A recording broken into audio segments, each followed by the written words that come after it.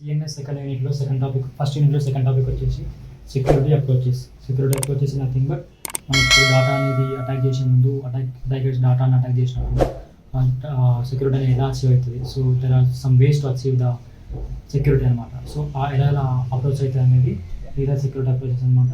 So generally we have 3 ways to approach the security. They are prevention, protection and resilience.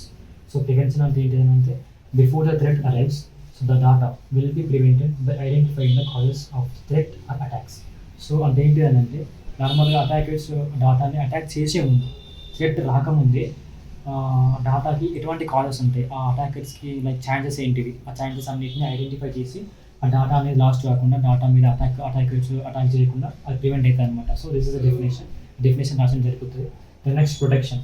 What is the protection? Data will be protected when the threat is about in ready state. నార్మల్గా attackers వచ్చేసి డేటాని attack చేసే మూమెంట్లో like it is in the ready state కదా, ఆ ready state attack చేయకుండా ముందే, so చేయకుండా ప్రొటెక్ట్ చేయడానికి ప్రొటెక్షన్ అంటారు.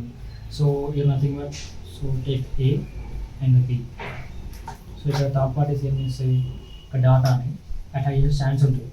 సో ఈ థర్డ్ పార్టీస్ ఈ అటాకర్స్ డేటాని అటాక్ చేసే ముందు లైక్ చేయకముందే డేటాని ప్రొటెక్ట్ చేయడం. So there are some mechanisms to protect the data అనమాట. ఆ మెకానిజమ్స్ అవసరం లేదు, జస్ట్ సెక్యూరిటీ అప్రోచెస్లో ప్రొటెక్షన్ డెఫినేషన్ రాసిన జరుగుతుంది.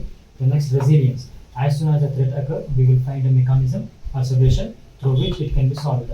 నార్మల్గా ఇక్కడ ప్రొటెక్షన్లో అటాక్ జరగముందు లైక్ అటాక్ జరిగే ఛాన్స్లో ఉన్నప్పుడు డేటా అనేది ప్రొటెక్ట్ అవుతుంది త్రూ యూజింగ్ అ మెకానిజం. కానీ రెసిలియన్స్లో కొన్ని ఛాన్సెస్లో ఏమవుతాయంటే డేటా అటాకర్స్ అటాక్ చేసి ఉంటారు ఆల్రెడీ.